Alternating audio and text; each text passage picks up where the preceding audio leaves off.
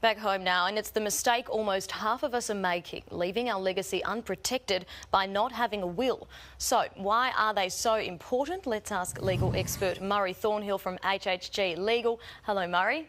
Hi, how are we going, Jerry? Very well, thank you. Nearly half of West Australians over the age of 40 don't have a will.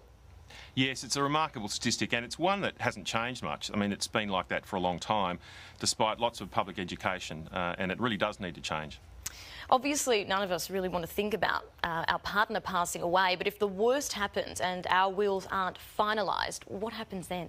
Look, there can be all kinds of problems. Just simple ones, like trying to access a bank account can be enormously difficult for your spouse, those you leave behind. Just the uncertainty of not knowing what happens to the estate, perhaps not knowing what is in the estate.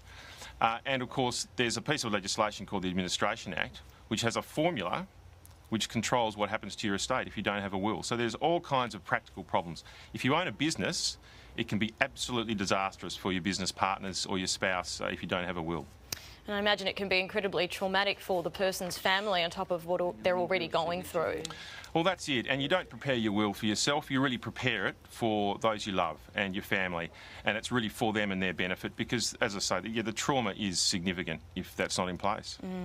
What are some of the things that prevent people actually going to get a will done? Look, I consider it like going to the dentist. There's all kinds of excuses for not going to the dentist, but we all know we need to. Time might be a factor, or we just don't get around to it. We don't want to think about our own mortality. Those are the sort of things, but it's one of those things you really just need to do. You need to put it on your list of to-dos. Do it before you have to make New Year's resolutions. But if you don't get it done before the new year, make it a New Year's resolution.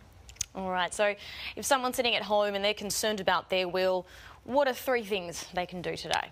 So if they don't have one, speak to a lawyer. Ring up an estate planning lawyer, contact them by email, however you do it, an estate planning lawyer, and get it done. If you do have one, we'll pull it out, read it, have a think about what's changed in your life since it was prepared.